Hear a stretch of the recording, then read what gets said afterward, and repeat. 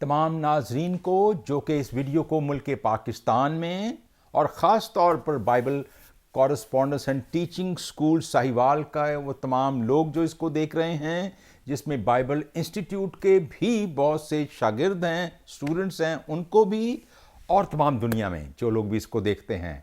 Pastor Jordan Patrick, nickname pastor Paul, आपको दिल की गहराइयों से खुशामदीद कहते हैं। उम्मीद है कि आप सब लोग ठीक होंगे। मौसम जो है वो यहाँ विस्कॉन्सिन में कुछ बदल रहा है और ख़ज़ां की आमद है। Fall is coming soon. आज एक दफ़ा फिर हम खुदावंद के पाक कलाम में से पढ़ेंगे, सीखेंगे और पुराने अहदनामे में कज़ात जो है, जिसको हम इंग्लिश में जजेस कहते हैं, उसको देखेंगे। अगर आप बाइबल में इसको देखना चाहें तो मैं आपके लिए खोलता हूं कलाम मुक़द्दस को। कज़ात की किताब जो है ये सफ़ा नंबर 305 पर है। कज़ात 305 पर कज़ात है। बाइबल मुक़द्दस आप देख रहे हैं, इसमें आप इसको खोल सकते हैं। बाइबल सोसाइटी ने इसको छापा है।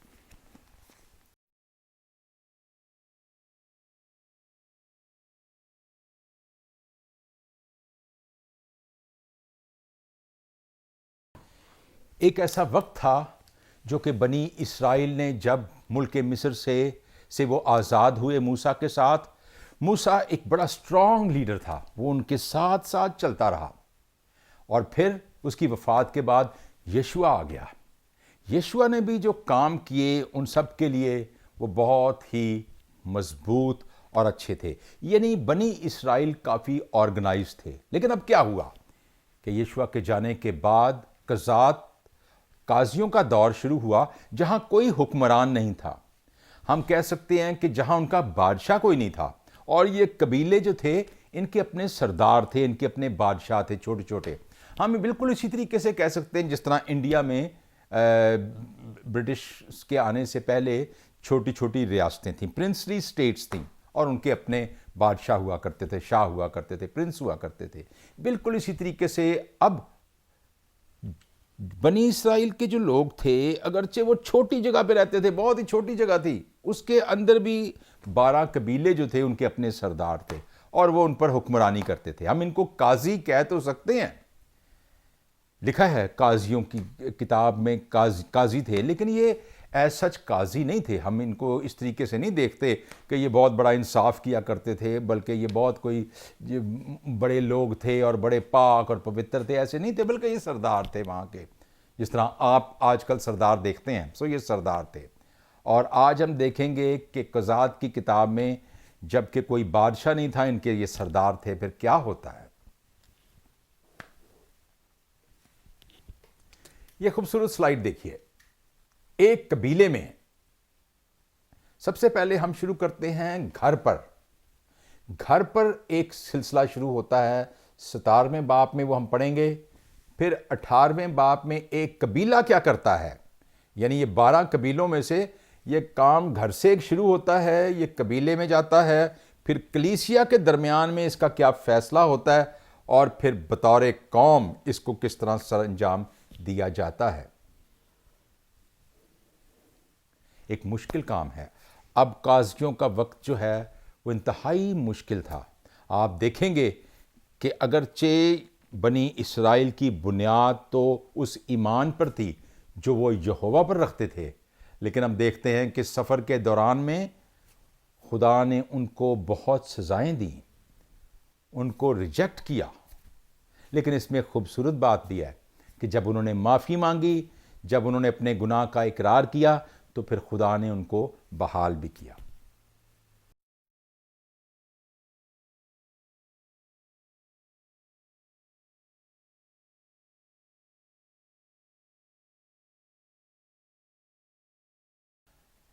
अब हम यहां देखते हैं 17वें बाप को हम पढ़ रहे हैं। आप लोग अपनी बाइबल्स खोल लीजिए, एक दफ़ा इस बाप को पढ़िए ताकि आप इंजॉय कर सकेंगे उस तमाम कहानी को और समझ सकेंगे और उससे हम सबक हासिल कर सकेंगे।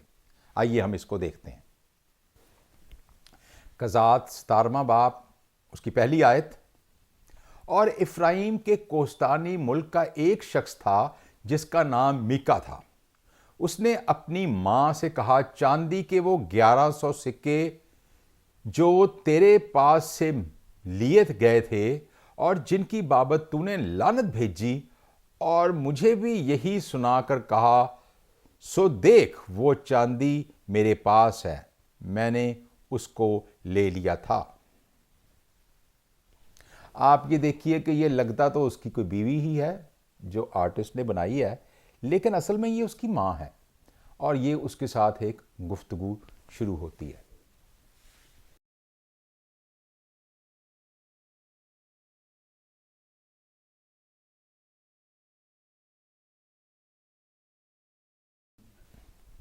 कज़ात 17वें बाब की दूसरी आयत का आखिरी हिस्सा। उसकी मां ने कहा, मेरे बेटे को खुदावंद की तरफ से बरकत मिले। वो तमाम पैसे जो कि उसकी मां ने एक लानत के पैसे थे, हमें नहीं पता कि वो क्या लानत थी और क्या हुआ, उसने अपने बेटे को दिए हुए थे। और आज बेटा जो है उसने मां को दिए और मां ने उनके ऊपर वो जो लानत के पैसे थे, जो बुरे पैसे थे, बरकत चाहिए।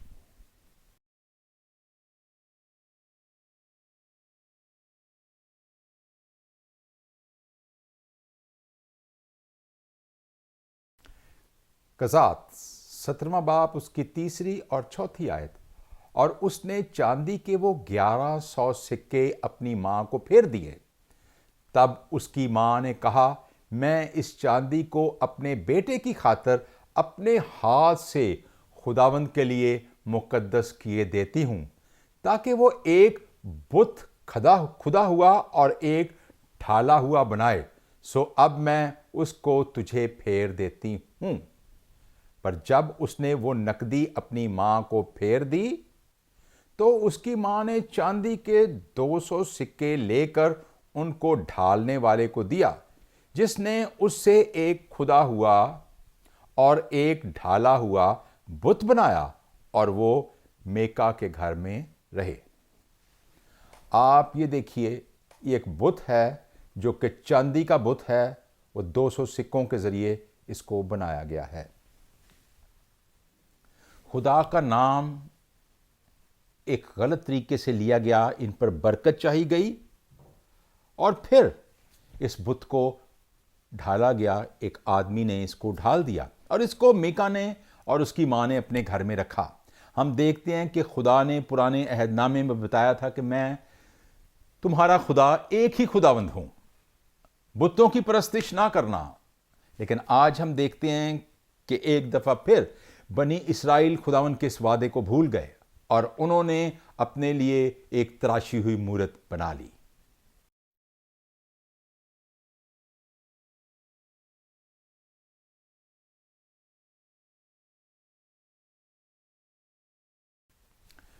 कज़ात 17वां बाब 5वीं आयत।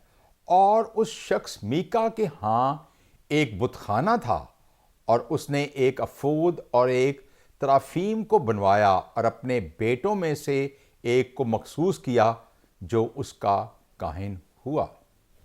हम देखते हैं कि ये वो आदमी है मीका, ये वो बुत है जो आप देखते हैं जो उसने बनाया। कैसा बुरा सा बुत बनाया, बिल्कुल बरहना बनाया। और ये सरदार, और ये वो काहिन का लिबास है जो बनाया। अगरचे खुदावंद ने इस काम को करने के लिए मना किया था, लेकिन हम देखते हैं कि शैतान ने उनके दिल पर कब्जा कर लिया, उनको घेर लिया और उन्होंने अपनी एक अलग इबादत गाह बना ली, जिसमें अब वो खुदा की परस्तिश नहीं करते। अगरचे उन्होंने इस लिबास को तो उसी तरीके से रखा है जिस तरीके से खुदा ने उनको बताया था कि इस लिबास को तुमने बनाना है खुदा की परस्तिश के लिए। लेकिन आज हम देखते हैं कि ऐसा नहीं है, बल्कि आज उन्होंने क्या किया है कि उन्होंने उसी लिबास को जो खुदा ने उनको दिया था बनाया एक बुत की परस्तिश करने के लिए।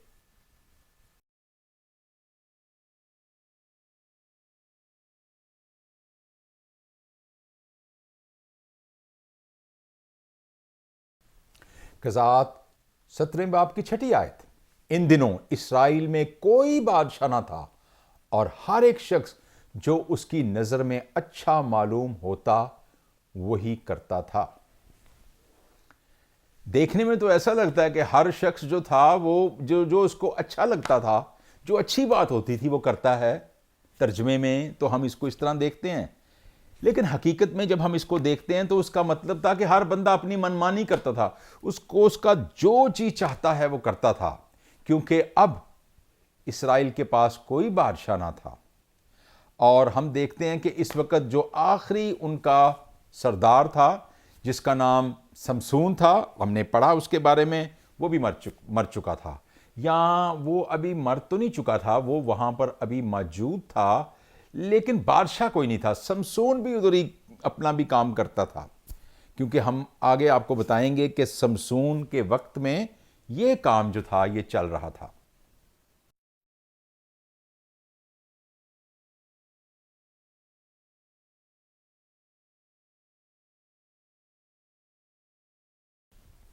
कज़ात 17वें बाब की 7वीं से 9वीं आयत। और बैतलहम यहूदा में यहूदा के घराने का एक जवान था जो लावी था, यही वही टिका हुआ था। ये शख्स उस शहर यानी बैतलहम यहूदा से निकला कि कहीं और जहां जगह मिले जा टिके। सो वो सफर करता हुआ इफ्राइम के कोस्तानी मुल्क में मीका के घर आ निकला। और मीका ने उससे कहा, तू कहां से आता है? उसने उससे कहा, मैं बैतलहम यहूदा का एक लावी हूं और निकला हूं कि जहां कहीं जगह मिले वहीं रहूं। ये वो आदमी है जो कि चला है बैतलहम से इफ्राहिम की तरफ चला है। यहूदा का ये इलाका है सारा, और वो इफ्राहिम की तरफ चला है। ये एक ऐसा शख्स है जो कि निकला है, लावियों के कबीले से है, हमने देखा। और ये चला है कि जहां इसको कोई जगह मिले, साधुओं की तरह हम शायद इसको समझ सकते हैं कि वो निकला और उसने कहा कि मैं कहीं और जाकर अपना डेरा लगाऊं। और वहां चलते चलते वो ऊपर जाकर इफ्राहिम के इलाके में वो उसको मीका का घर नजर आता है, और वहां वो अब मीका के साथ ये गुफ्तगू कर रहा है कि मैं आ गया हूं।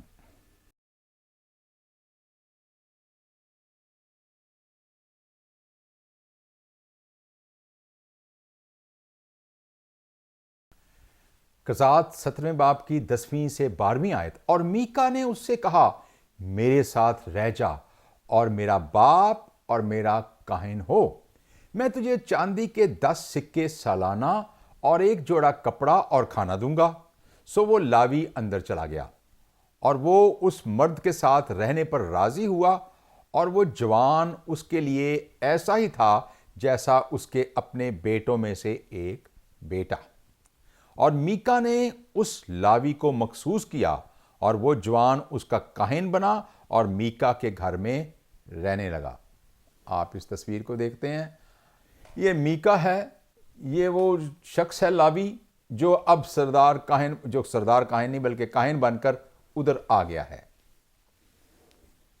मीका के सर पर भी एक अजीब भूत सवार है, और हम देखते हैं कि उसने एक तराशी हुई मूरत बना ली है। और ये लावी भी उधर आ गया है, चलता फिरता, जगह इसको कहीं मिली नहीं तो अब ये टिकने के लिए आ गया है। लेकिन हम देखते हैं कि अब मीका जो है वो उसको अपना काहिन बना लेता है और उसके साथ ये डील करता है, और अब ये बुत खाना जो है ये चलने लगता है।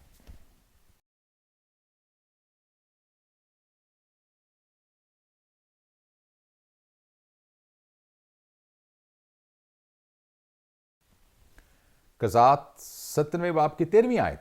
तब मीका ने कहा, अब मैं जानता हूं कि खुदावंद मेरा भला करेगा, क्योंकि एक लावी मेरा काहिन है। ये तस्वीर है, मीका जो है ये उसकी तस्वीर है। मीका इस वक्त फिर खुदा का नाम ले रहा है, वो कह रहा है कि खुदा ही भला करेगा, अगरचे इसका दिल जो है वो इस बुत में आ गया है और वो उसको पूछता है और इसको इसने काहिन बना दिया है। यानी ये नाम तो इसका ये खुदा का लेता है, इश्क तो शायद ये खुदा से कह सकते हैं, मगर इसकी दोस्ती और यारी जो है अब वो इस बुत के साथ है। सो मीका इसको एक अजीब तरीके से देखता है और अब ये बुतखाना जो है ये चलने लगता है।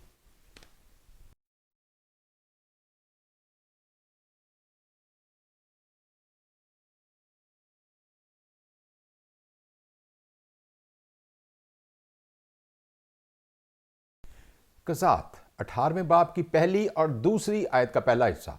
इन दिनों इसराइल में कोई बादशाह न था और इन्हीं दिनों में दान का कबीला अपने रहने के लिए मिरास ढूंढता था, क्योंकि उनको इस दिन तक इसराइल के कबीलों में से मिरास नहीं मिली थी। सो बनी दान ने अपने सारे शुमार में से 500 सूरमाओं को सुरा और अस्ताल से रवाना किया, ताकि मुल्क का हाल दरियाफ्त करें और उसे देखें भालें, और उनसे कह दिया कि जाकर उस मुल्क को देखो भालो। अब हम देखते हैं कि यहाँ ये सारे कबीले जो हैं ये अपनी अपनी जगह बिल्कुल ठीक हैं और बहुत खुश हैं, लेकिन दान जो है, दान का कबीला जो यहाँ पर मौजूद है, उसको अभी तक मिरास नहीं मिली। ऐसी हालत में हम देखते हैं कि जो दान है वो उसने अपने लोगों को इकट्ठा किया और उसने कहा कि हमारे लिए तो रहने को जगह ही कोई नहीं है। पता नहीं कैसी जगह बेचारे रहते थे, समुद्र का किनारा था, वहाँ रहा करते थे। तो अब इन्होंने कुछ लोगों को तैयार किया कि जाकर हाल अहवाल दरियाफ्त करो, ताकि हम अपने लिए कोई जगह, कोई ठार ढूंढ सकें जहाँ हमारा कबीला रह सके।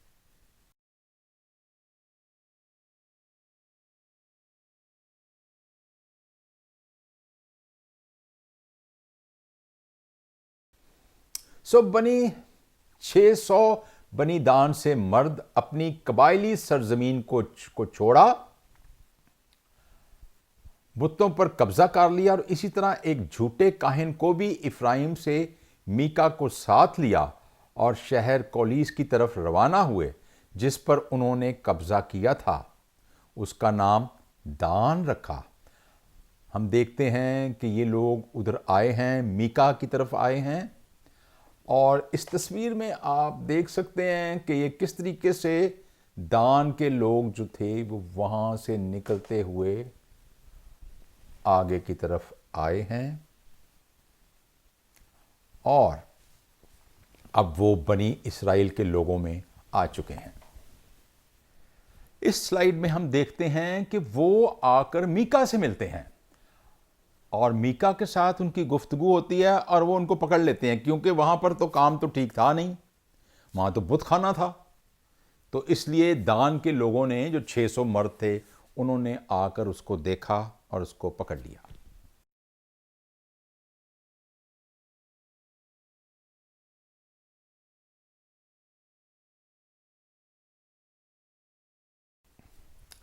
कज़ात 18वें बाब की दूसरी आयत से और चौथी आयत तक। सो वह इफ्राइम के कोस्तानी मुल्क में मीका के घर आए और वहीं उतरे।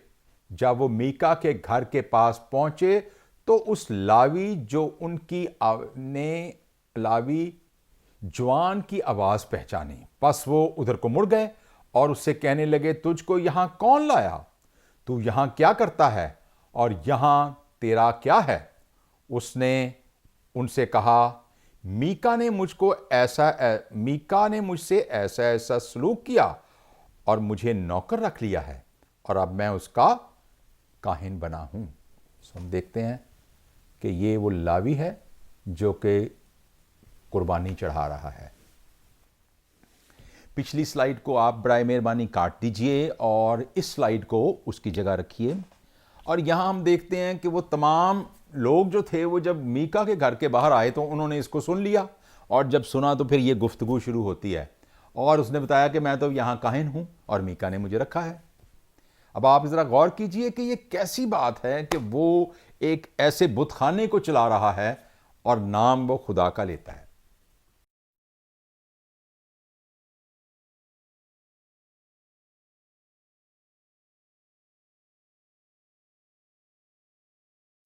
कज़ात 18वां बाब 5वीं और 6ठी आयत। उन्होंने उससे कहा कि खुदा से ज़रा सलाह ले ताकि हमको मालूम हो जाए कि हमारा ये सफ़र मुबारक होगा या नहीं।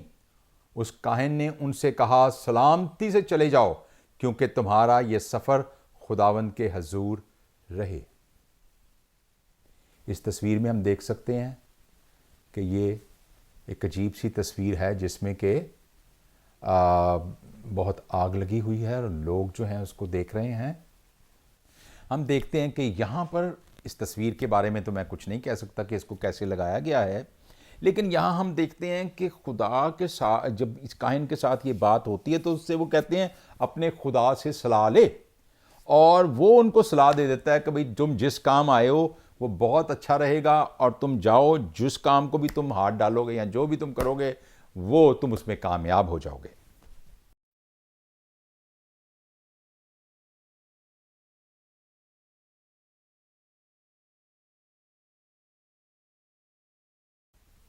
कज़ात 18वें बाब की 7 से 10वीं आयत। सो वो पांचों शख्स चल निकले और लैस में आए। उन्होंने वहां के लोगों को देखा कि सदानियों की तरह कैसे इत्मीनान और अमन और चैन से रहते हैं, क्योंकि इस मुल्क में कोई हाकिम नहीं था जो उनको किसी बात में जलील करता। वो सदानियों से बहुत दूर थे और किसी से उनका कोई सरोकार ना था। सो वो सुरा और इस्ताल को अपने भाइयों के पास लौटे और उनके भाइयों ने उनसे पूछा कि तुम क्या कहते हो। उन्होंने कहा, चलो हम उन पर चढ़ जाएं, क्योंकि हमने उस मुल्क को देखा कि वो बहुत अच्छा है, और तुम क्या चुपचाप ही रहे। अब चलकर उस मुल्क पर कब्जा होने में सुस्ती ना करो। अगर तुम चले तो एक मुतमईन कौम के पास पहुंचोगे, और वो मुल्क वसी है, क्योंकि खुदा ने उसे तुम्हारे हाथ में कर दिया। वो ऐसी जगह है जिसमें दुनिया की किसी चीज की कमी नहीं। ये देखिए, ये खूबसूरत हमको देखते हैं कि वो लेस के उस इलाके में ऊपर आ जाते हैं और यहाँ से वो फिर वापस जाकर दान के उस इलाके में बातचीत अपने लोगों से करते हैं। खुदा का नाम फिर लिया गया और उन्होंने बताया कि वो लोग तो बड़े इत्मीनान से रहते हैं, बड़ी अच्छी जगह है, सब कुछ खाने पीने को है, तो भाई उधर चलते हैं और जाकर तुम किस चीज़ की अभी फिक्र कर रहे हो, चलें और जाकर उस पर कब्जा करें। तो अब ये दान के लोग जो हैं ये बिल्कुल तैयार हैं और जाकर कब्जा करने के लिए अब अपने पर तोलते हैं।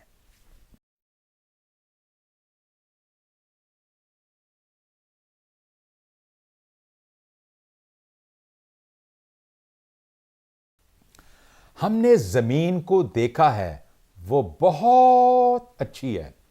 हम देख सकते हैं कि यहां पानी है, बड़ी खूबसूरत एक पानी की नदी है जो यहां देखते हैं, और कैसी हरी भरी जगह है। इस इलाके में जो कि इर्द गिर्द एक वीरान इलाका था जहां पानी की शदीद कमी थी, एक सहरा था, वहां पर इन्होंने देखा है कि पानी के चश्मे मौजूद हैं, और पानी के चश्मों की वजह से वहां इलाका सरसब्ज है, खाने पीने को खूब है, लोग खुशहाल हैं, और इसीलिए खुदा यहां पर एक अजीब काम करता है।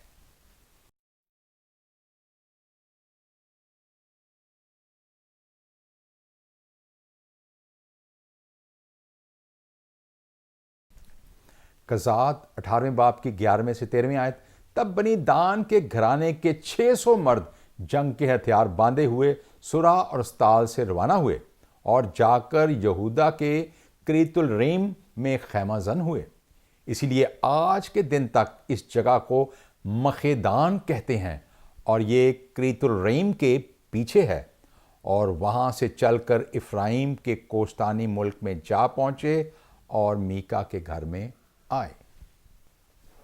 600 लोग जो हैं अब तैयार हैं उस जगह पर कब्जा करने के लिए, जो कि उन 5 जासूसों ने उनको बताई थी, और वहां से चलते हुए वो अब मीका के घर में आ गए हैं, और यहां आकर अब प्लानिंग शुरू होती है।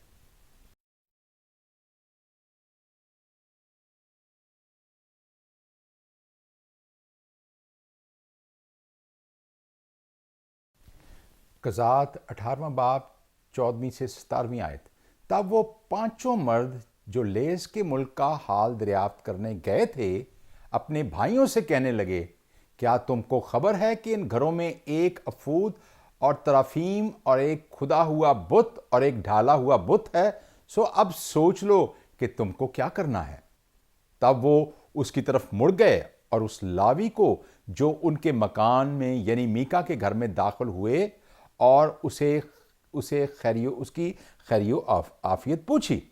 और वो 600 मर्द जो बनी दान में थे जंग के हथियार बांधे फाटक पर खड़े रहे, और उन 5 शख्सों ने जो जमीन का हाल दरियाफ्त करने को निकले थे वहां आकर खुदा हुआ बुत और अफूद और तराफीम और ढाला हुआ बुत सब कुछ ले लिया।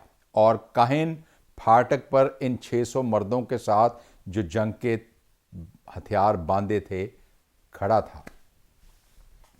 हम देखते हैं कि अब उन तमाम लोगों को खबर हुई कि जिस घर में वो आए हैं मीका के घर में, उसमें तो एक बुतखाना बना है और ये काहिन बना हुआ है। अगरचे ये बनी इसराइल के लोग थे और ये हर लिहाज से इनको खुदावन यहोवा की परस्तिश करनी थी। सो उन्होंने उस आदमी को निकाला और उसको फाटक पर ले आए।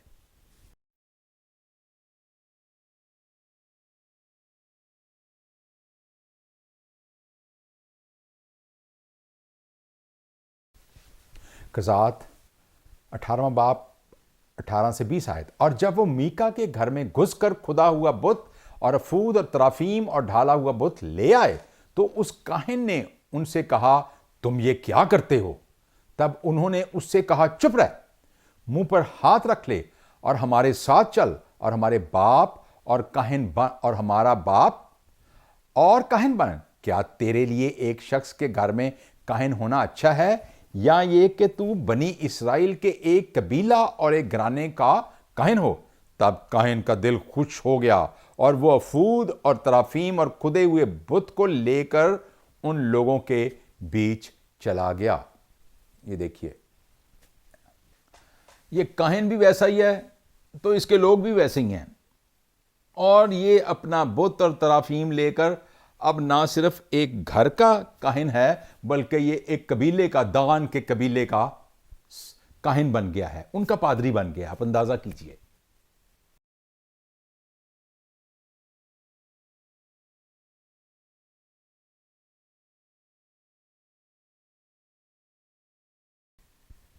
कज़ात 18वां बाब 21 से 24 आयत। फिर वो मुड़े और रवाना हुए और बाल बच्चों और चुपायों और असबाब को अपने आगे कर लिया। जब वो मीका के घर से दूर निकल गए तो जो लोग मीका के घर के पास के मकानों में रहते थे वो फराहम हुए और चलकर बनी दान को जा लिया, और उन्होंने बनी दान को पुकारा।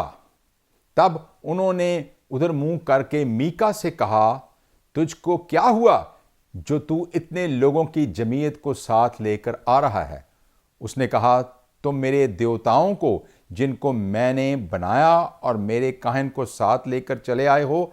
अब मेरे पास और क्या बाकी रहा? सो तुम मुझसे ये क्यों कर कहते हो?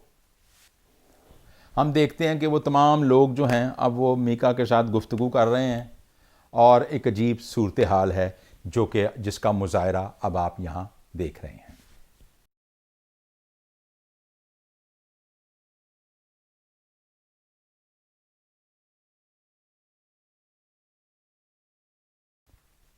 कज़ात 18वां बाब 25 से 27वीं आयत तक, पहला हिस्से में। और बनी दान ने उससे कहा, तेरी आवाज़ हम लोगों में सुनाई ना दे, ता ना हो कि झल्ले मिजाज के आदमी तुझ पर हमला कर बैठे और तू अपनी जान अपने घर के लोगों की जान के साथ खो बैठे। सो बनी दान तो अपना रास्ता ही चलते गए, और जब मीका ने देखा कि वो उनके मुकाबला में बड़े ज़बरदस्त हैं तो वो मुड़ा और अपने घर को लौटा। यूं वो मीका की बनवाई हुई चीज़ों को और उस काहिन को जो उसके साथ था लेकर लैस में ऐसे लोगों के पास पहुंचे जो अमन और चैन से रहते थे। सो ये अच्छा हुआ कि मीका ने उनके साथ लड़ाई नहीं की और उसके लोगों ने भी उनके साथ लड़ाई नहीं की, क्योंकि बनी दान के लोग जो थे अब जो थे वो काफ़ी असला लेकर 600 मर्द थे। तो वो उनका काहिन और ये सब चीज़ें लेकर अब वो उन गरीबों के दरवाजे पर जा पहुँचे जो बड़े अमन और चैन से रहते थे।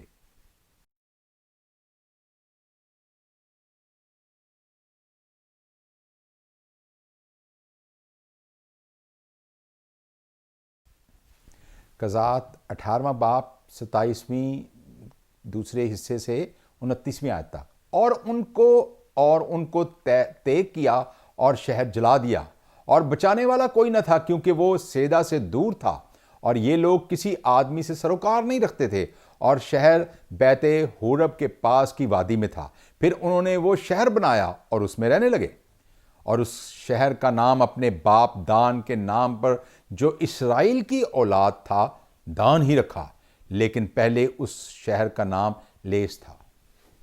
बड़ा ही खूबसूरत शहर है। मुझे तो नजर आ रहा है कि जैसे ये स्वाद की वादी है, निहायत खूबसूरत। हम देखते हैं कि वो लोग जो वहाँ इत्मीनान से रह रहे थे, बनी दान ने उन पर कब्जा कर लिया और उनको तहते किया, और उनकी तमाम मालो असबाब को लेकर वहाँ रहने लगे, और उसका नाम भी अपने बाप के नाम पर दान ही रख दिया। यानी जिस तरह हम साहिवाल कहते हैं, पुराने वक्त में मंटगुमरी था, तो जब लोग उधर आए तो उन्होंने इसका नाम चेंज कर दिया, तो उन्होंने मंटगुमरी की बजाय उसका नाम साहिवाल रख दिया, जिसका मतलब उनके आबा अजदाद शाही कबीले से थे, तो उन्होंने उसका नाम साहिवाल रख दिया।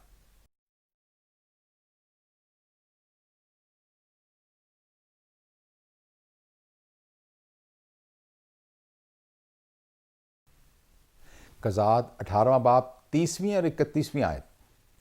और बनी दान ने वो खुदा हुआ बुत अपने लिए नस्ब कर लिया, और यूनतन बिन जेरसूम बिन मूसा और उसके बेटे उस मुल्क की असीरी के दिन तक बनी दान के कबीला के कायन बने रहे, और सारे वक्त जब तक खुदा का घर सेला में रहा, वो मीका के तराशे हुए बुत जो उसने बनवाया था अपने लिए नस्ब किए रहे। हम देखते हैं कि जहां मीका और उसके लोगों ने एक जुल्म किया, खुदा को भूल गए, एक बदी की, अब दान का कबीला जो था वो भी उसमें शामिल हो गया, और उसी बुत को जो कि मीका पूछता था, और उसी काहिन को, अब वो उनका काहिन था, और वो उसके साथ परस्तिश करते थे एक बुत की।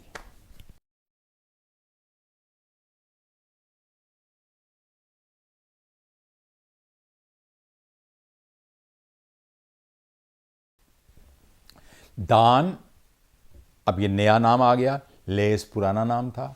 और ये देखिए कि ये उस शहर को उन्होंने बना लिया, उसकी फसील बना ली, ये दीवार थी, वो बुत ऊंची जगह पे उन्होंने बुत लगा दिया। ये दरवाज़ा आप देखते हैं, यरदन का शराब, बाहर यरदन दरिया यरदन के पास था। वो एक बड़ी खूबसूरत जगह, क्योंकि ये यरदन की तराई हम कह सकते हैं, या यरदन का वो इलाका है जो कि एक जरखेज़ इलाका था, और वहाँ पर अब ये खुदा की बजाय, अपने यहोवा की बजाय, ये अब उस तराशे हुए बुत की पूजा करते थे।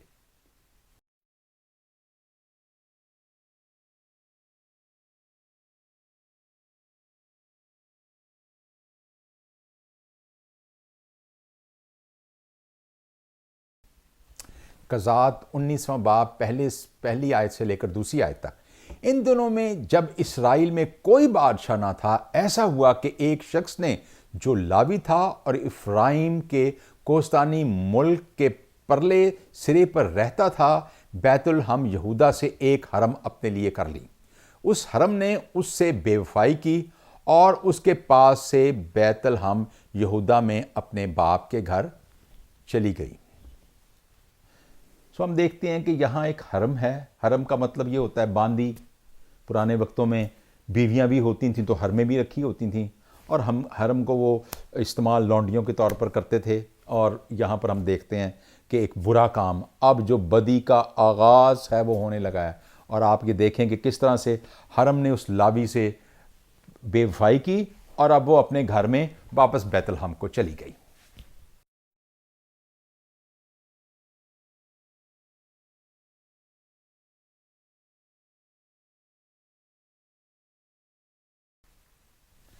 कज़ात 19वां बाब दूसरी आयत से लेकर चौथी आयत तक। और 4 महीने वहीं रही, और उसका शौहर उठकर और एक नौकर को और 2 गधे साथ लेकर उसके पीछे रवाना हुआ कि उसे मनाकर और मिनाब फुसला कर वापस ले आए। सो वो उसे अपने बाप के घर में ले गई, और उस जवान औरत का बाप उसे देखकर उसकी मुलाकात से खुश हुआ और उसके खुसर यानी उस जवान औरत के बाप ने उसे रोक लिया और वो उसके साथ 3 दिन तक रहा और उन्होंने खाना खाया पिया और वहां टिके रहे। हम देखते हैं कि किस तरह से ये बंदा जो था वो अपनी हरम को ढूंढते ढूंढते वहां पहुंचा और अब उनके घर में 3 दिन तक रहा और खूब खाया पिया और यहां से एक नए दौर का आगाज होता है।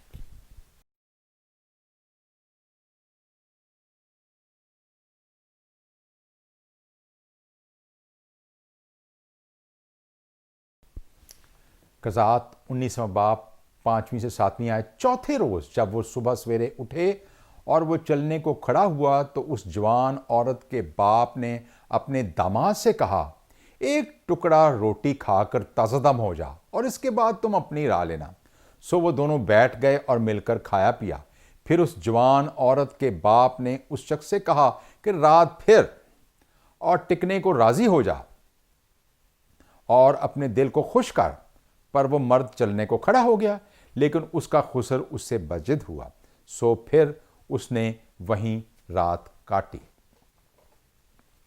हम देखते हैं कि एक और रात जो थी वो उन्होंने अपने खुसर के यहाँ काटी, क्योंकि उसने खिलाया पिलाया और खुश करने का मतलब था कि अपनी बीवी के साथ मौज मस्ती करो और इधर रहो भाई। तो वो उधर वहां पर एक और रात जो थी उसने बसर कर ली।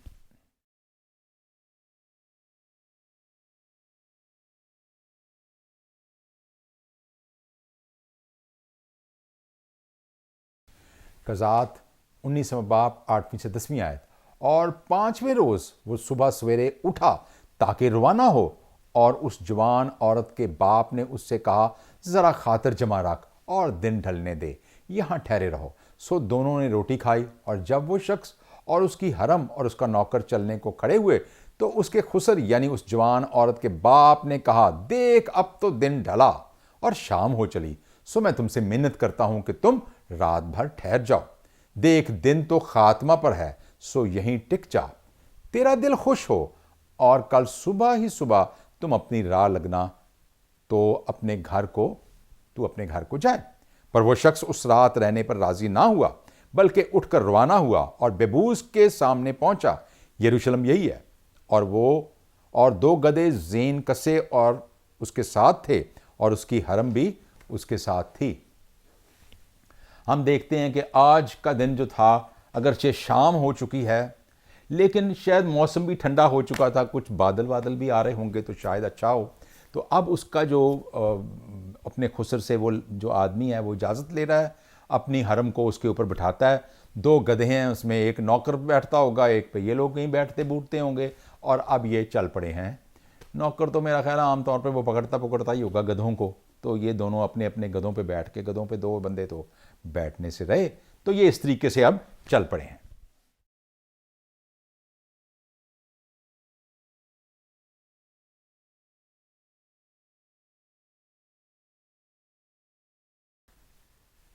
कज़ात 19वां बाब 11वीं से 15वीं आयत। जब वह बेबूस के बराबर पहुंचे तो दिन बहुत ढल गया था और नौकर ने अपने आका से कहा, आओ बेबूसियां के इस शहर में मुड़ जाएं और यहीं टिकें। उसके आका ने उससे कहा, हम किसी अजनबी शहर में जो बनी इसराइल में से नहीं दाखिल ना होंगे, बल्कि हम जुब्बा को जाएंगे। फिर उन्होंने अपने नौकर से कहा कि आ हम इन जगहों में से किसी में चले चलें और जुब्बा या रामा में रात काटें। सो वह आगे बढ़े और रास्ता चलते ही रहे और बिनियामीन के जुबा के नजदीक पहुंचते पहुंचते सूरज डूब गया। सो वो उधर को मुड़े ताकि जुबा में दाखिल हों, वहां टिकें, और वो दाखिल होकर शहर के चौक में बैठ गया, क्योंकि वहां कोई शख्स उनको टिकाने को अपने घर ना ले गया। अगरचे ये शख्स जो है इसका बड़ा भरोसा बनी इसराइल के कबीले के लोगों के साथ ज़्यादा है और बेबूस में ये नहीं ठहरना चाहता, क्योंकि वो शायद गैर कौम लोग हैं। सो वो फिर आगे आता है और ये जबा में आ जाता है और यहाँ पर ये लोग तो मौजूद हैं, जो बनी इसराइल के लोग मौजूद हैं। आप देख रहे हैं बिनियामीन के ये लोग जो हैं वो वहाँ मौजूद हैं, लेकिन अफसोस की बात यह है कि वहाँ उसको कोई ठहराने को तैयार ही नहीं है। यानी अपनों में होते हुए भी वो अजनबी हो गया।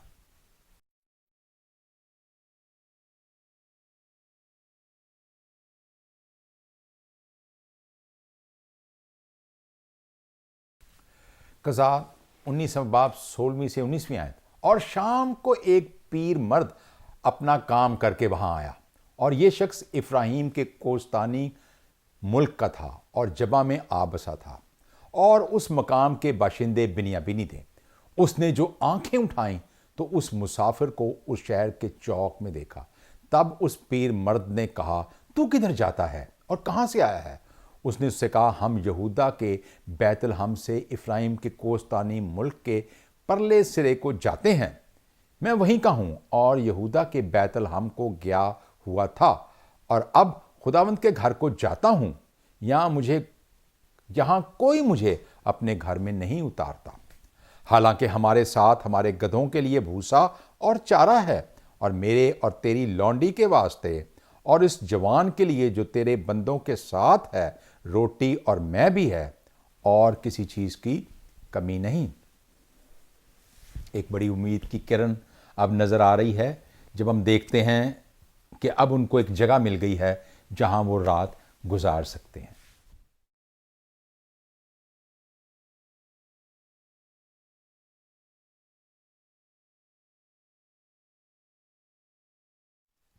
कज़ात 20वां बाब 21वीं आयत। उस पीर मर्द ने कहा, तेरी सलामती हो, तेरी सब जरूरतें बाहर सूरत मेरे जिम्मा हूं, लेकिन इस चौक में हरगिज ना टिक।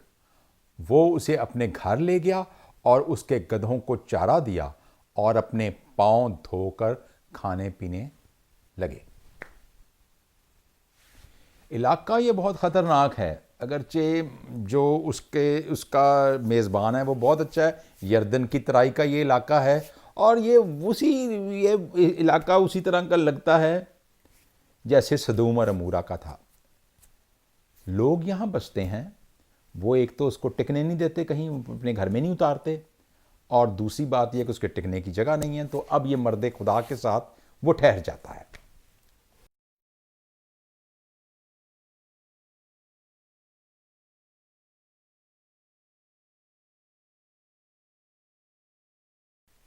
कज़ात 19वां बाब 22वीं आयत। और जब वो अपने दिलों को खुश करने लगे तो उस शहर के लोगों में से बाज खबीसों ने उस घर को घेर लिया और दरवाज़ा पीटने लगे, और साहिब खाना यानी पीर मर्द से कहा, इस शख्स को जो तेरे घर में आया है बाहर ले आ, ताकि हम उसके साथ सोहबत करें।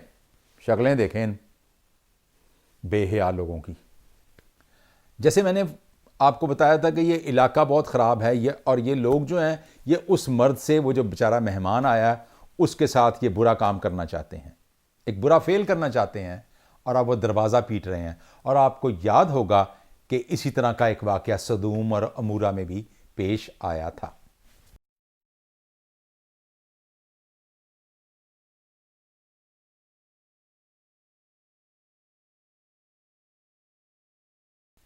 कज़ात 19वां बाब 23 और 24 आयत।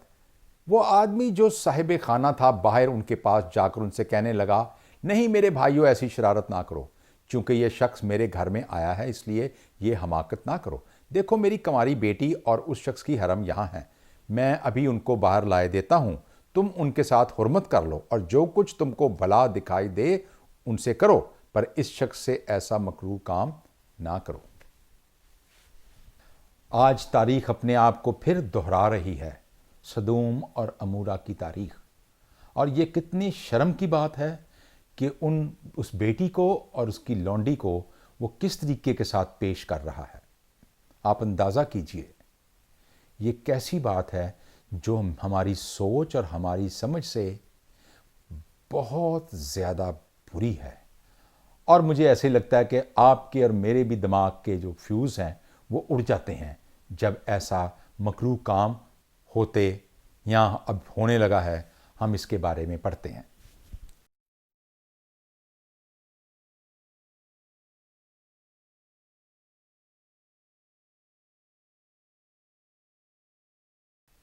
कज़ात 19वां बाब 25-26। पर वो लोग उसकी सुनने ना थे, बस वो मर्द अपनी हरम को पकड़कर उनके पास बाहर ले आया। उन्होंने उससे सोबत की और सारी रात सुबह तक उसके साथ बज़ाती करते रहे, और जब दिन निकलने लगा तो उसको छोड़ दिया। वो औरत पौ फटे आई और उस मर्द के दरवाजे पर जहां उसका खामद था गिरी और रोशनी होने तक वहां पड़ी रही। हमें नहीं पता रात कितनी ज्यादती हुई, कितने लोगों ने उसके साथ सोबत की और उसका क्या हाल किया, ये तो खुदा ही जानता है।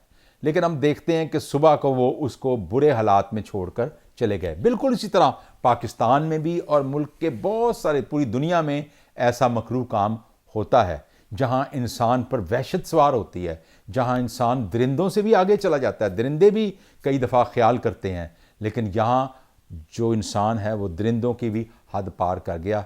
और पता नहीं उसके साथ उन्होंने सारी रात क्या किया, उस पर कैसे वक्त गुजरता होगा, उसको जो सेकंड्स थे वो घंटों में लगते होंगे, और वो उसके साथ क्या करते होंगे।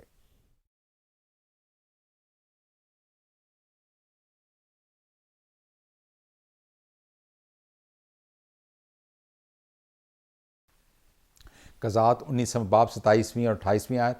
और उसका खामद सुबह उठा और घर के दरवाजे खोले और बाहर निकला कि रवाना हो, तो देखो वो औरत जो उसकी हरम थी घर के दरवाजे पर अपने हाथ आस्ताना पर फैलाई पड़ी थी।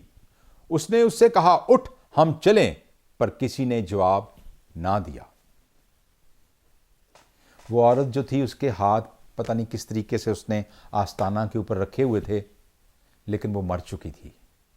उसके साथ इतनी बदज़ाती की गई, इतना जुल्म किया गया कि उसकी जान ही निकल गई।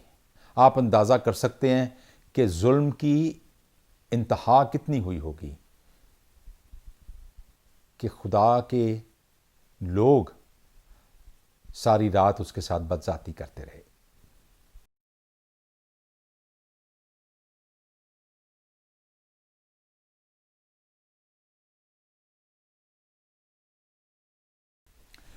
क़ज़ात 19 बाब 28वीं 19वीं आयत 29वीं आयत। तब उस शख्स ने उसे अपने गधे पर लाद लिया और वह मर्द उठा और अपने मकान को चला गया।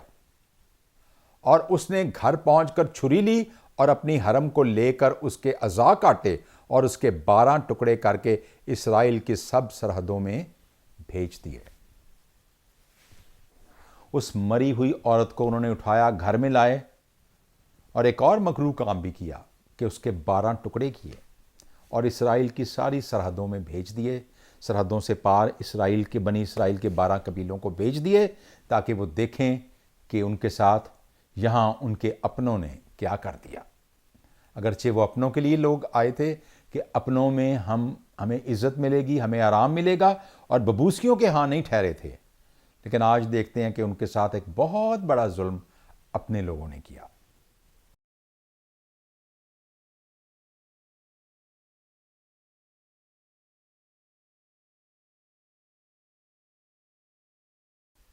क़ज़ात 19 बाब 30वीं आयत। और जितनों ने ये देखा वो कहने लगे कि जब से बनी इसराइल मुल्क के मिस्र से निकल आए, उस दिन से आज तक ऐसा फेल ना कभी हुआ और ना देखने में आया। सो उस पर गौर करो और सलाह करके बताओ। देखिए इस तस्वीर को। यह खबर जब बनी इसराइल के उन तमाम कबीलों तक पहुंची तो लोग हैरान रह गए। उन्होंने कहा कि इतना बड़ा जुल्म आज तक, जब से बनी इसराइल उस गुलामी में जहां उनके साथ बड़े बुरे हालात थे, निकाला गया था और लाए थे, कभी ऐसा नहीं हुआ। तो उन्होंने कहा, सब लोग मिले और उन्होंने कहा कि हम इसके बारे में सलाह करें कि अब क्या करना है।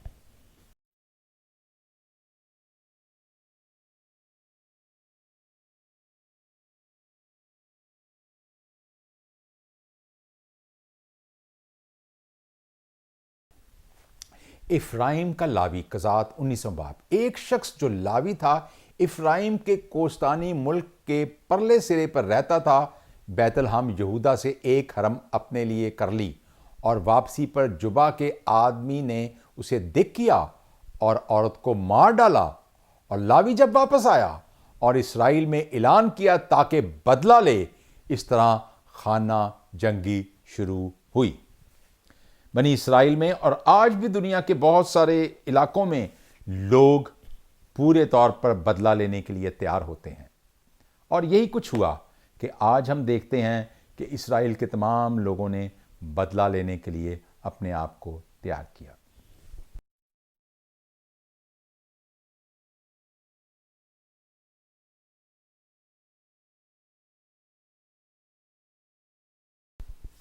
कज़ात 20वां बाब 1 से 3 आयत। तब सब बनी इसराइल निकले और सारी जमात जलाद के मुल्क समेत दान से बैरसबा तक एक तन होकर खुदावन के हजूर मुसफ़ा में इकट्ठी हुई। और तमाम कौम के सरदार बल्कि बनी इसराइल के सब कबीलों के लोग जो 4 लाख शमशीर प्यादे थे, शमशीर जन प्यादे थे, खुदा के हजूर के मजमा में हाजिर हुए।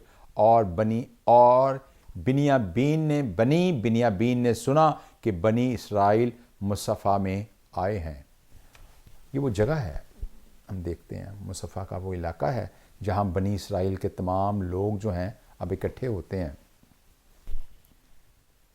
हम कह सकते हैं कि इसमें जो बिनियाबीन का कबीला था वो शामिल नहीं था, लेकिन बाकी कबीले जो थे वो सब शामिल थे। और आज वो इकट्ठे हुए बहुत सारे जंगी मर्दों के साथ, 4 लाख के करीब। आप ये देखिए 4 लाख जंगी मर्द हैं। और अब एक प्लानिंग हो रही है कि क्या किया जाए।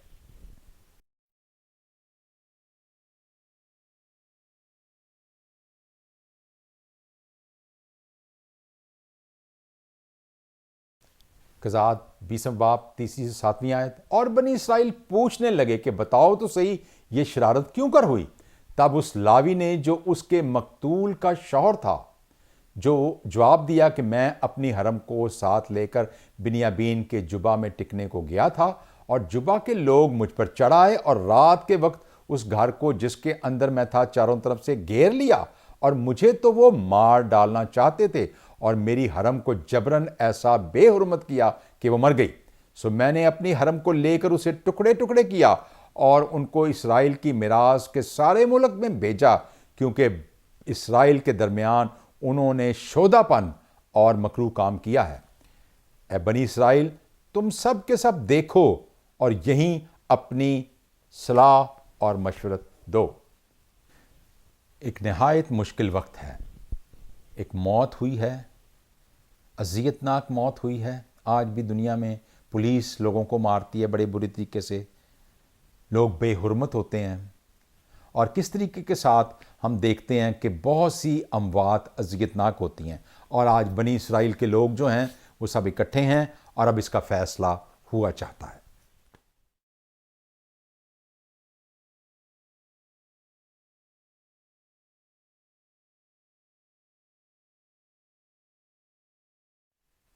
कज़ात 20वां बाब 8वीं से 11वीं आयत। और सब लोग यकतन होकर इकट्ठे और कहने लगे, हम में से कोई अपने डेरे को नहीं जाएगा और ना हम में से कोई अपने घर की तरफ रुख करेगा, बल्कि हम जुबा से ये करेंगे कि कुर्रा डालकर उस पर चढ़ाई करेंगे। और हम इसराइल के सब कबीलों में से 100 पीछे 10 और 1000 पीछे 100 और 10,000 पीछे 1000 मर्द लोगों के लिए रसद लाने को जुदा करें, ताकि वो लोग जब बिनियाबीन के जुबा में पहुंचें तो जैसा मकरू काम उन्होंने इसराइल में किया उसके मुताबिक उससे कार्रवाई कर सकें। सो सब बनी इसराइल इस शहर के मुकाबल गठे हुए यकतन होकर जमा हुए। सो मिस्पा या का वो इलाका, अब वहाँ वो इकट्ठे हैं और वहाँ अब ये प्लानिंग हो रही है। इस प्लानिंग को आपने सुना है कि अब वो बिनियाबीन के कबीले के ऊपर चढ़ाई करने के बारे में सोचते हैं।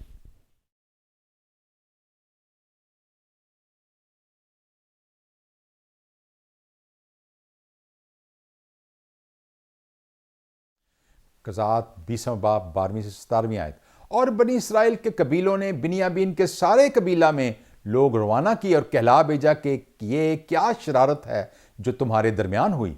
इसलिए अब इन मर्दों यानी इन खबीसों को जो जुबा में हैं हमारे हवाला करो और हम उनको कत्ल करें और इसराइल में से बदी को दूर कर डालें। लेकिन बनी बिनियाबीन ने अपने भाइयों बनी इसराइल का कहना ना माना, बल्कि बिनियाबीन शहरों में से जुबा में जमा हो ताकि बनी इसराइल को लड़ने को जाएं। और बनी बिनियाबीन के जो शहरों में से उस वक्त जमा हुए वो शुमार में 26,000 शमशीर मर्दजन थे। सो जुबा के बशिंदों के जो शुमार में 7 सोचने हुए जवान थे। इन सब लोगों में से 700 चुने हुए 100 जुबा के बाशिंदों के जो शुमार में 700 चुने हुए जवान थे। हम देखते हैं कि उधर जो थे काफ़ी जवान थे जो चुन लिए गए थे। उन सब लोगों में से 700 चुने हुए हत्थे जवान थे, जिनमें से हर एक फलाखन से बाल के निशाना पर बगैर खता के पत्थर मार सकता था। और इसराइल के लोग बिनियामीन के अलावा 4 लाख शमशीर जन मर्द थे। ये सब साहिब जंग थे। हम देखते हैं कि अब लड़ाई की तैयारी हो रही है। दोनों तरफ से अब जो नौजवान हैं, बनी इसराइल के अपने लोग जिनको खुदावंद लेकर आया था, जो कि एक थे, अब ये आपस में लड़ने के लिए तैयार हैं।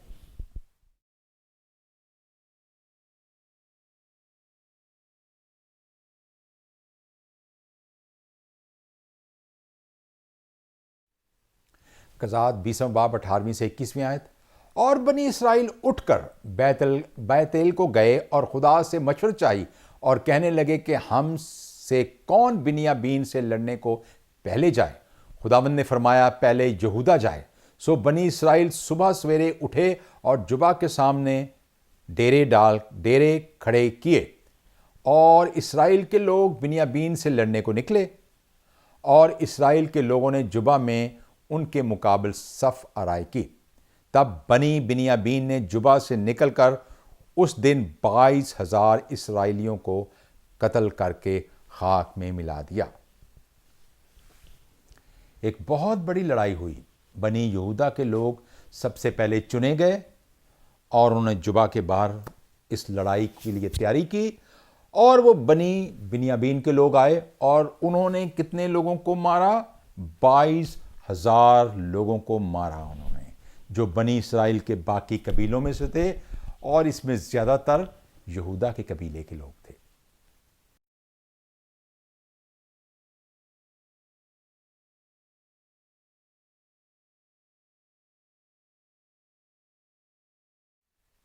कज़ात 20वां बाब 22 और 23वीं आयत।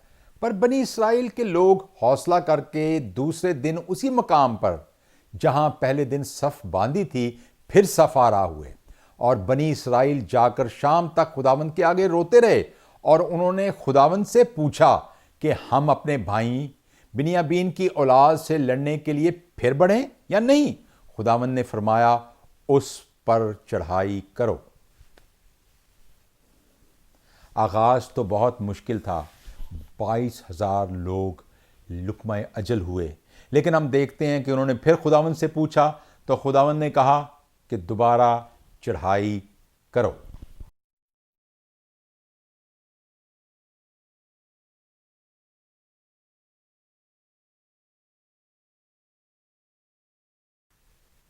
कज़ात 20वां बाब 24 से 25 आयत। सो बनी इसराइल दूसरे दिन बनी बिनियामीन के मुकाबला के लिए नजदीक आए। और उस दूसरे दिन यानी बनी बिनियामीन उनके मुकाबला जुबा से निकले और 18,000 इसराइलियों को कत्ल करके खाक में मिला दिया। ये सब शमशीर जन थे। एक बड़ी लड़ाई अब आप फिर देखते हैं। आप देखिए कि किस तौर पर आज भी बहुत से लोग 18,000 कत्ल हुए, यानी पहले दिन 22,000 कत्ल हुए, 18,000 पर ये 40,000 के करीब इसराइल के लोग थे जो अब कत्ल हो चुके थे। और फिर उन्होंने उनको खाक में मिला दिया। वहाँ दफन करते होंगे उनको, रेत सारी थी उसमें, उसको दफन करते होंगे, हमें नहीं पता खाक में मिलाने से क्या मुराद है, या वहीं पड़े रहते होंगे। आमतौर पर परिंदे वगैरह खाते होंगे उनको।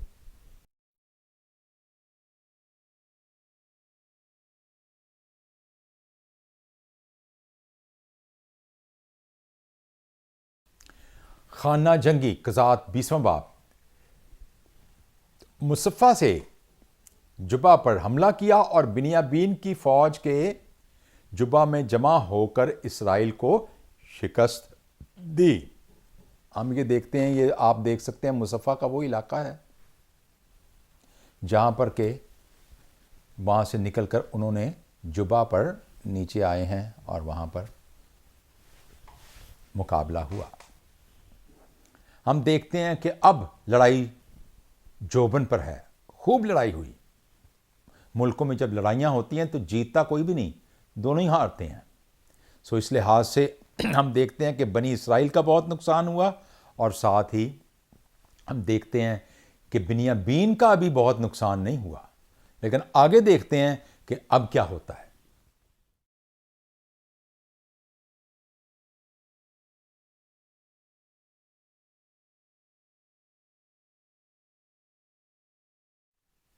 कज़ात 20वां बाब 26 से 29वीं आयत। तब सब बनी इसराइल और सब लोग उठे और बेतैल में आए और वहां खुदा के हजूर बैठे रोते रहे, और उस दिन शाम तक रोज़ा रखा और सोख्तनी कुर्बानियां और सलामती की कुर्बानियां खुदावंद के आगे गुजरानी।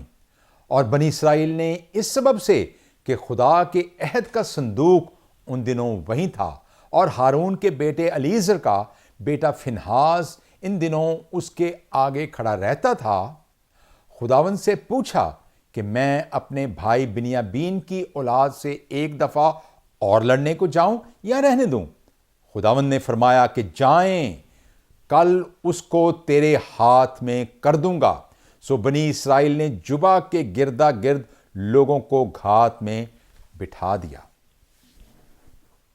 प्लानिंग अब चेंज हो गई। लोगों को अगरचे खुदावंद ने अब दोबारा उनको इजाज़त दी, जब उन्होंने खुदावंद के सामने गिड़गिड़ा कर फरियाद की, तो अब वो प्लानिंग को चेंज किया गया और अब वो घात में बैठे हैं, यानी छुपे बैठे हैं। हमें नहीं पता कि इलाका तो कैसा था, लेकिन हम देख रहे थे कि वहाँ बहुत सारे दरख्त थे और इस तरीके से छुपने की जगह थी, तो वो छिप कर बैठ गए हैं।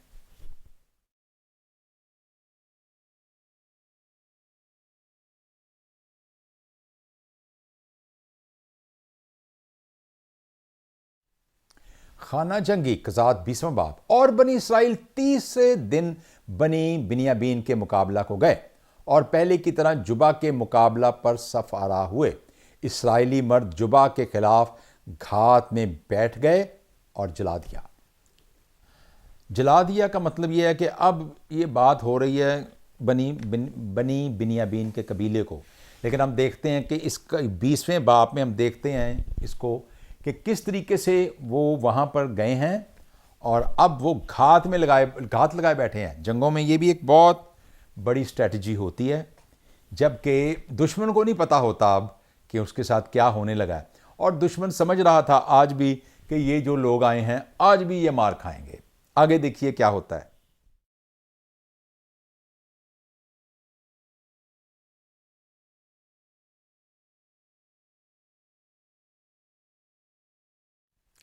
बीसवां बाब 30वीं और 31वीं आयत। और बनी इसराइल 30 दिन बनी बिन्यामीन के मुकाबले को चढ़ गए और पहले की तरह जुबा के मुकाबिल फिर सफ आरा हुए। और बनी बिन्यामीन इन लोगों का सामना करने को निकले और शहर से दूर खिंचे चले गए, और उनका उन शाहराओं पर जिनमें से हर एक बैतल को और दूसरे मैदानों में से जुबा को जाती थी पहले की तरह लोगों को मारना और कत्ल करना शुरू किया, और इसराइल के 30 आदमी के करीब मार डाले। अब हम देखते हैं कि बनी बिन्यामीन के लोग बाहर निकले हैं और उन तमाम शाहराहों को देखते हैं जहाँ ये दुनिया दौड़ रही थी, और ये उनका पीछा करते हैं, उनको रगेदते जाते हैं, उनका पीछा कर रहे हैं।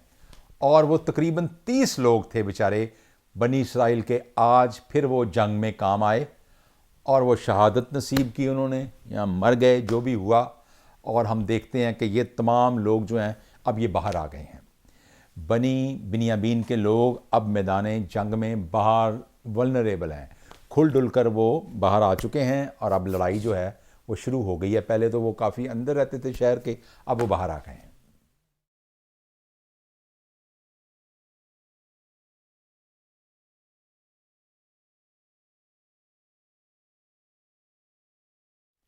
कज़ात 20वां बाब 32 और 33 आए। और बनी बिन्यामीन कहने लगे कि वो पहले की तरह हमसे मगलूब हुए, लेकिन बनी इसराइल ने कहा और आओ भागें और उनको शहर से दूर शहराहों पर खींच लाएं। तब सब इसराइली मर्द अपनी अपनी जगह से उठ खड़े हुए और बाल तिमर में सफरा हुए। उस वक़्त वो इसराइली जो कमीन में बैठे थे मारे जुबा से जो उनकी जगह थी निकले। हम देखते हैं कि बनी इसराइल अब के वो जो 11 कबीले हैं वो भाग रहे हैं, और ये लोग जो हैं बनी बिन्यामीन के कबीले के लोग उनके पीछे हैं। और फिर क्या हुआ कि बाल तिमर में से यहाँ पर अब जंग शुरू होती है, क्योंकि वो लोग बाहर थे और बनी इसराइल के वो लोग जो कि अब कमीन गांव में बैठे थे, छुपे बैठे थे, वो उन पर हमला आवर हुए।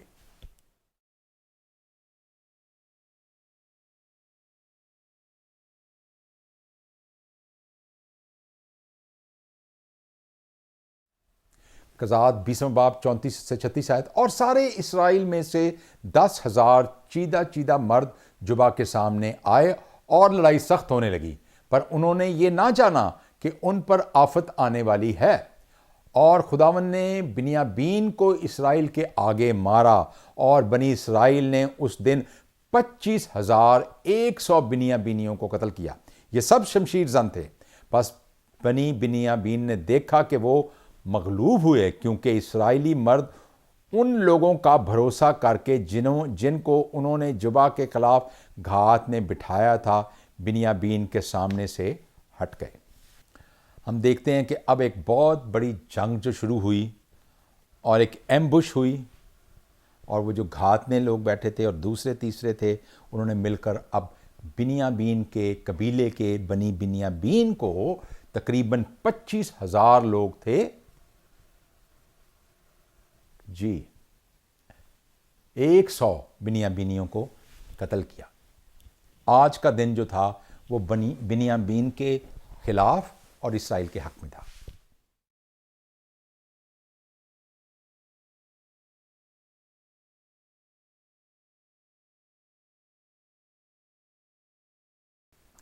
खाना जंगी कज़ात 20वां बाब। जब इसराइल मर्दों ने जुबा के करीब धुआं देखा तो बिन्यामीन की तरफ दौड़े। इसराइल ने अपनी घात को तोड़ा, उसे घेरे में लिया और मारा। यूं उन्होंने बिन्यामीन को रगेदा और मशरकी जुबा के मुकाबल उनकी आरामगाहों में उनको लताड़ा। नक्शे में भी आपने देखा है कि किस तरीके से अब इसराइल जो हैं वो पूरी जंग में अब शरीक हुए हैं, और वो किस तरीके से हमला करके इन लोगों को रगेद रहे हैं, पीछे कर रहे हैं और कत्ल कर रहे हैं।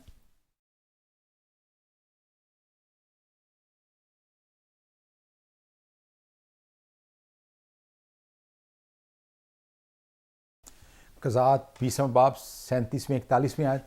तब कमीन वालों ने जल्दी की और जुबा पर झपटे, और उन कमीन वालों ने आगे बढ़कर सारे शहर को तहतेक किया। और इसराइली मर्द और उन कमीन वालों में ये निशान मुकर्रर हुआ था कि वो ऐसा करेंगे कि धुएं का बहुत बड़ा बादल शहर से उठाएं। सो इसराइली मर्द लड़ाई में हटने लगे, और बिन्यामीन ने उनमें से करीब 30 के करीब आदमी कत्ल कर दिए, क्योंकि उन्होंने कहा था कि वो यकीनन हमारे सामने मगलूब हुए जैसे पहली लड़ाई में। पर जब धुएं के सतून में बादल सा उस शहर से उठा तो बनी बिन्यामीन ने अपने पीछे निगाह की और क्या देखा कि शहर धुएं में आसमान को उड़ा जाता है। फिर तो इसराइली मर्द पलटे और बिन्यामीन के लोग हक्का बक्का हो गए, क्योंकि उन्होंने देखा कि उन पर आफत आ पड़ी है। आप ये तस्वीर देख रहे हैं। सो ये जंग की एक स्ट्रेटजी थी। हम देखते हैं कि किस तरीके से वो धुआं जो था, ये लोग शहर से बाहर थे और ये अब पिट रहे थे, और शहर पर भी अब कब्जा बनी इसराइल के लोगों का हो रहा था।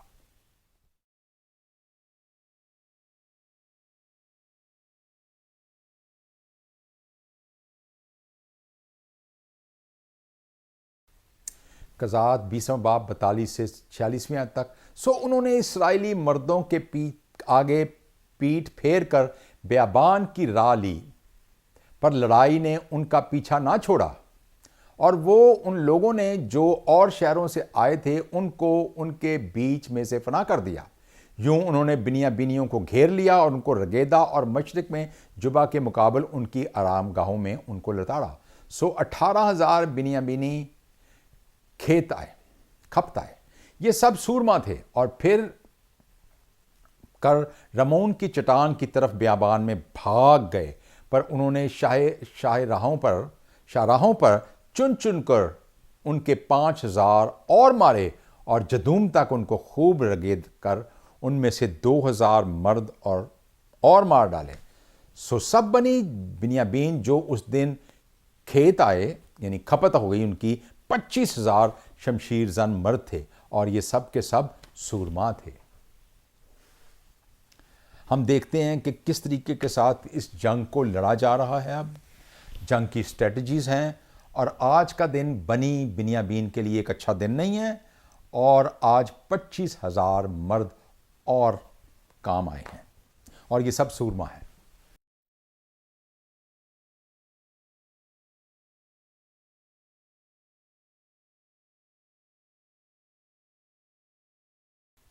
खाना जंगी कज़ात 20। इसराइली फौजों ने मिलकर बिन्यामीन को रमून की चट्टान की तरफ जहां उन्होंने पनाह ली थी चुन चुन कर उन्हें मारा।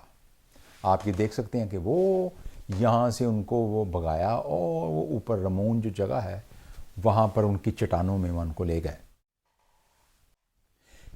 इसराइलियों ने, बनी इसराइल के बाकी कबीलों ने उनका पीछा किया और वो तमाम लोग जो कि मुश्किल हालात को देखकर भागे थे और जो रमून की चट्टानें हैं वहाँ पर थे, उनको वहाँ उन्होंने जा पकड़ा और उनको चुन चुन कर मार दिया।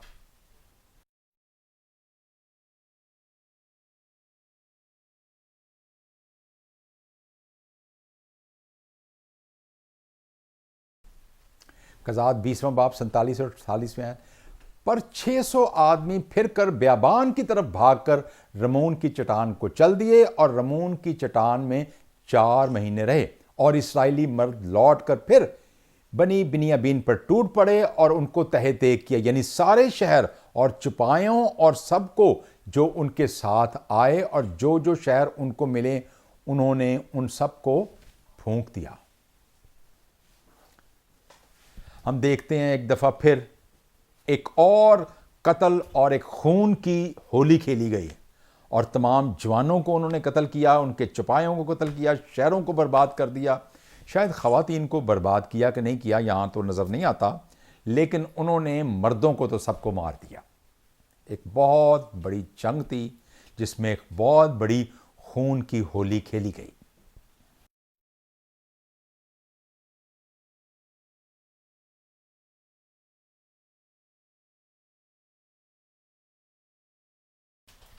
कज़ात 21वां बाब 1 से 3 आयत। और इसराइल के लोगों ने मुसफ़ा में कसम खा कर कहा था कि हम में से कोई अपनी बेटी किसी बिन्यामीन को ना देगा। और लोग बैतेल में आए और शाम तक वहां खुदा के आगे बुलंद आवाज से जार जार रोते रहे और उन्होंने कहा, ऐ खुदावंद इसराइल के खुदा, इसराइल में ऐसा क्यों हुआ कि इसराइल में से आज के दिन एक कबीला कम हो गया। हम देखते हैं कि आज के दिन मर्दों को चूंकि कत्ल किया गया, अब इसराइली रोते हैं। वो कहते हैं कि आज बिन्यामीन का कबीला जो है वो हम में से ख़त्म हो गया है और एक बहुत बड़ी ट्रेजेडी है, एक बहुत बड़ा दुख है, क्योंकि बिन्यामीन का वो कबीला जो याकूब का सबसे प्यारा बच्चा था, यूसुफ और बिन्यामीन दोनों याकूब को बहुत पसंद थे। आज याकूब की रूह जब इसको देखती है और देखती होगी तो वो देखते हैं कि उसके प्यारे बेटे बिन्यामीन का कबीला जिससे वो बहुत प्यार करता था अपने बेटे से, आज वो इस दुनिया में नहीं है।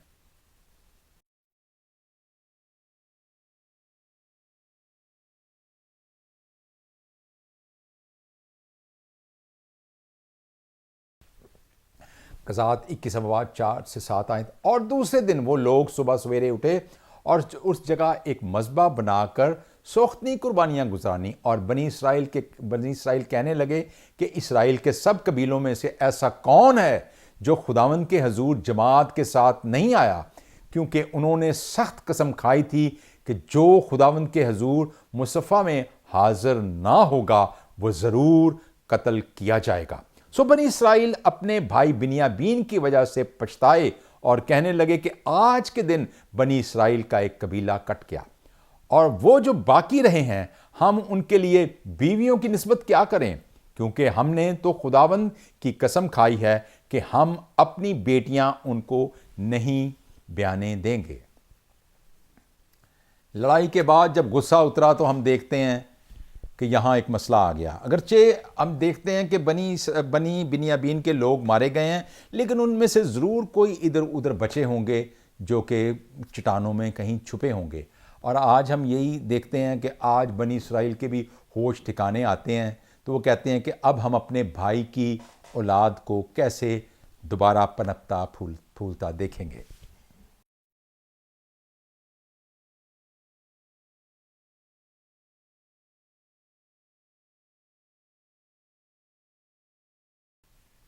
कज़ात 21 बाब 8वीं से 11वीं आयत। सो वो कहने लगे कि बनी इसराइल में से वो कौन सा कबीला जो मुसफ़ा में खुदावन के हजूर नहीं आया, वो देखो लश्करगाह में जमात में शामिल होने के लिए बेस जलाद से कोई नहीं आया, क्योंकि जब लोगों का शुमार किया गया तो ये 20 जलाद के बाशिंदों में से वहां कोई ना मिला। तब जमात ने 12,000 सूरमा रवाना किए और उनको हुक्म दिया कि जाकर ये 20 जलाद के बाशिंदों को औरतों और बच्चों समेत कत्ल करो, और जो तुमको करना होगा वो ये है कि सब मर्दों और ऐसी औरतों को जो मर्दों से वाकिफ हो चुकी हों हलाक कर देना। ये वो जगह है जबीस गिलीड।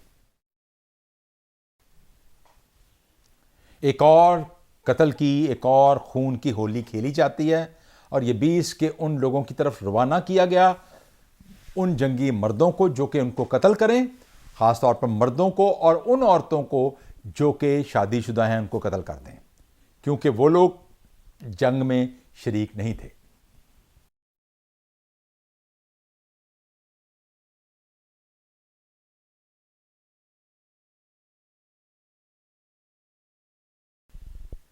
कज़ात 21 बाब 12वीं आयत से 14वीं आयत तक। और उनको ये 20 जलाद के बाशिंदों में से 400 कंवारी औरतें मिलीं जो मर्दों से नावाकिफ और अछूती थीं, और वो उनको मुल्क कनान में सेला के लश्करगाह में ले आए।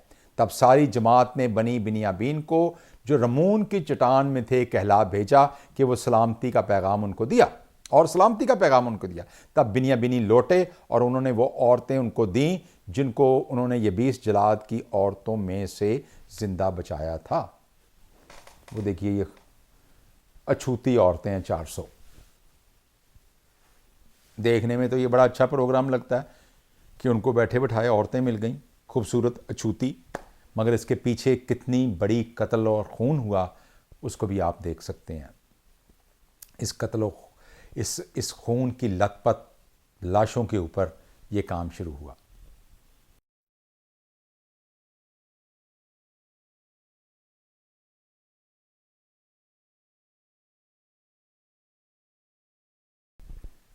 कज़ात 21 बाब 14वीं से 18वीं आयत।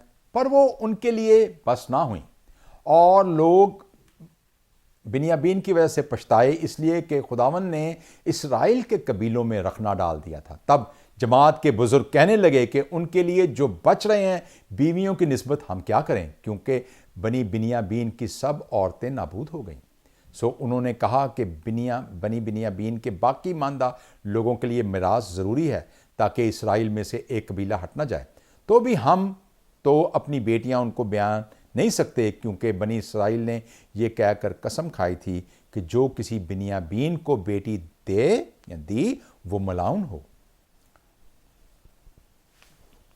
सो अभी भी कुछ थोड़ी पड़ गई, ख़वातीन थोड़ी पड़ गई, और अब हम देखते हैं कि अब इसका क्या सूरत हाल बनती है और क्या होता है।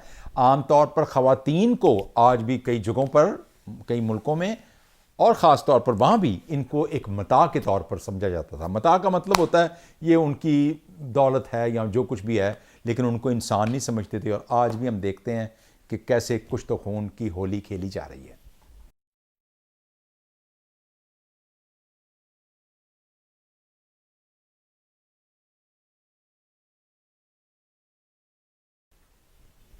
कज़ात 21 बाब 19 से 21 आयत। फिर वो कहने लगे, देखो सलाह में जो बैतल के शुमाल में उस शारा की मशरकी सिमत में जो बैतल से सिकम को जाती है और लबूना के जनूब में है, साल ब साल खुदावंद की एक ईद होती है।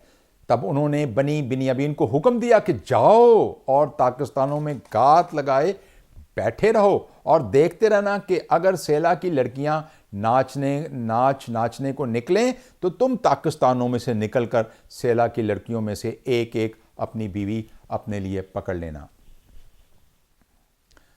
ये शैतानी काम अब जारी है। लोगों की मर्जियों के बगैर, उन औरतों की मर्जियों के बगैर, उन बेटियों की मर्जी के बगैर उनको किस तरीके के साथ पकड़ा गया और किस तरीके से हम देखते हैं कि उनके साथ ये सलूक किया गया।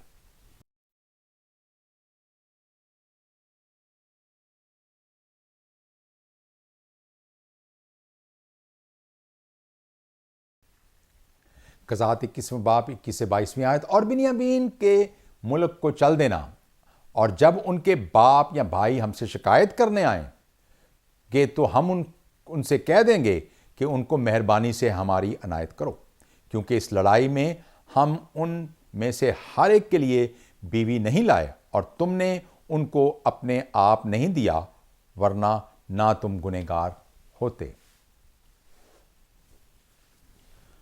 सो हम देखते हैं कि यहाँ फिर किस तरीके के साथ ये प्रोग्राम चलता है कि जब वो शिकायत वगैरह करने आएंगे, वो जो उसके उनके अपने बहन भाई हैं, तो उनको कहेंगे तुमने तो दिया नहीं था, तो इसलिए हमने फिर ये जो है ना प्रोग्राम इस तरह चलाया। और आज भी दुनिया में कई जगहों पर ऐसा ही प्रोग्राम चलता है।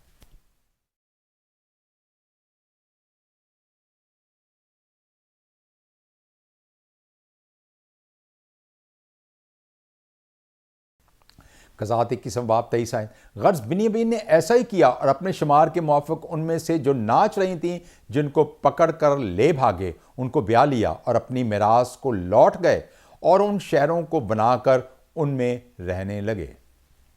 ये देखिए, तो हम देखते हैं कि किस तरीके से इन बेचारियों को पकड़ा और इनको ले गए, इनको बीवियां बनाया। बाद में प्यार प्यूर करते होंगे, पता नहीं बीवियां इनको क्या समझती होंगी और ये उनके साथ क्या सलूक करते होंगे। प्यार तो हमने देख ही लिया कि बगैर उनकी मर्ज़ी के ज़बरदस्ती उनको ले गए और अब ये उनके घर बन गए। उनकी वो पकड़ी हुई ज़बरदस्ती वाली तमाम ख़वातीन जो थीं, अब उनसे उनके बच्चे होते थे।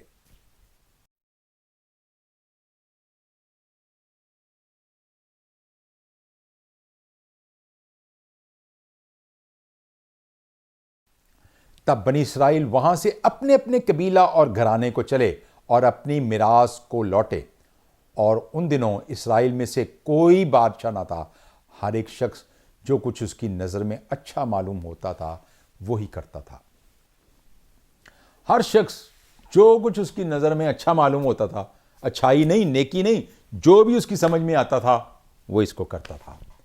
और ये वो वक्त है काजियों का, जबकि मैंने जैसे आपको पहले बताया था, काजी का मतलब ये नहीं था कि वो कोई बहुत बड़े ऐसे लोग थे जो कि करते थे, क्या कहते हैं, इंसाफ करते थे। समसून जैसे हैं और बाकी लोग थे, दबूरा थी और बाकी भी हमने पीछे देखा। बल्कि ये वो लोग थे जो कि उनके सरदार थे और बड़े सूरमा थे, बड़ी जान थी। तो फिर ये इस प्रोग्राम को अपने कबीले में चलाया करते थे।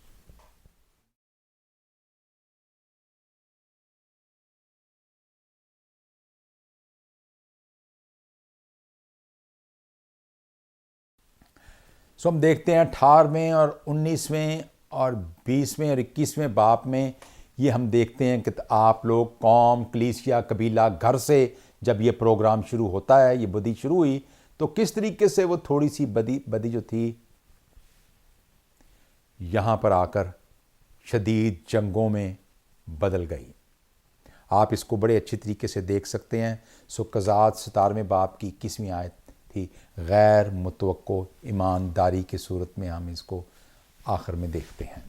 बुत परस्ती थी उधर, ये गैर मुतवक्को कैसे ईमानदारी है जो कि अजीबो गरीब है, और फिर यहाँ पर शदीद जंगों की सूरत में इसको देखा जाता है। हम देखते हैं कि बहुत मुश्किल वक्त है बनी इसराइल पर। ये वो वक्त है जबकि साउल की अभी साउल जो था वो बादशाह नहीं बना था, उसकी तकर्री नहीं हुई थी, और फिर यहोशू के बाद ये हालात थे जो कि इंतहाई ख़राब थे।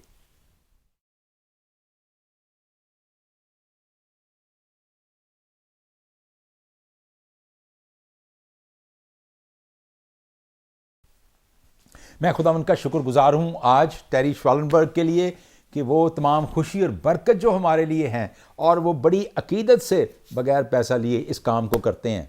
और प्रोफेसर जॉन लॉरेंस का भी, जिन्होंने इन तमाम को इनको बनाया है, स्लाइड्स को बनाया है। और मैं साहिवाल में भी उन तमाम लोगों का, पास्टर जैन साहिब हैं और शारून है और वहाँ शहजाद हैं और बाकी लोग भी हैं जो इस काम को करते हैं, मैं उनका भी शुक्रगुजार हूँ। खुदावंद का शुक्रगुजार हूँ कि किस तरीके से ये तमाम काम आखिरकार आहिस्ता आहिस्ता चल रहा है और इसके ज़रिए से बहुत से लोगों को जो कि इस दुनिया में हैं बरकत मिलती है। खुदावंद आपके साथ हो और आपको और बरकत दे। खुदा हाफिज़।